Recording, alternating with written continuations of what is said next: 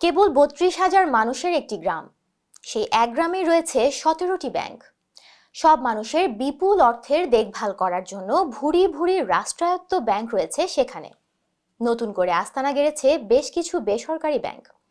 ওই গ্রামে শাখা খুলতে আগ্রহী ব্যাংকের তালিকাও বেশ চওড়া। একটি গ্রামকে কেন্দ্র করে ব্যাংকগুলোর এমন আগ্রহ দেখা যায় না সচরাচর। কিন্তু এই গ্রামটি তো আর যেন তেন গ্রাম নয়, এশিয়ার সবচেয়ে ধনী গ্রামও বলা হয়ে থাকে একে।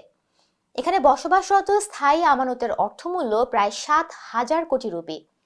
প্রশ্ন উঠেছে, এই গ্রামের এমন সমৃদ্ধির নেপথ্যে আসলে কি? জানবো আজকের প্রতিবেদনে। ভারতের প্রধানমন্ত্রী মোদির রাজ্য হিসেবে পরিচিত গুজরাট ভারতের শীর্ষস্থানীয় ব্যবসা কেন্দ্রগুলোর একটি এই গুজরাট। দেশটির প্রথম সারির অনেক শিল্পপতি এই রাজ্যে। রাজ্যটির শুধু শহর নয়, গ্রামেও লেগেছে সমৃদ্ধির ছোঁয়া। এই রাজ্যেরই মাধাপার গ্রাম এখন এশিয়ার সবচেয়ে ধনী গ্রাম হিসেবে পরিচিত পেয়েছে। রাজ্যের কচ্ছ জেলার ভুজ শহরের উপকণ্ঠে মাধাপার গ্রামটি অবস্থিত। এই গ্রামের অর্থনৈতিক চাকচিক্য সহজেই যে কারো চোখে পড়ে। প্রশ্ন হচ্ছে, এই গ্রামের এত অর্থবিত্তের উৎস কি? সংক্ষিপ্ত উত্তর, প্রবাসীদের পাঠানো আয়, যারা অনাবাসী ভারতীয় নামে পরিচিত। এসব ব্যক্তি মাধাপার গ্রামের ব্যাংক ও ডাকঘরে প্রতি বছর কোটি কোটি রুপি জমা রাখেন।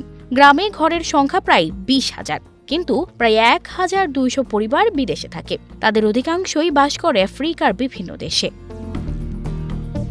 প্রায় ৫০০ বছর আগে মেধা সম্প্রদায়ের হাত ধরে গুজরাটে সূচনা হয় এই মাধাপার গ্রামের। তখন এই গ্রামের মানুষের জীবনযাত্রা খুব সাধারণ ছিল।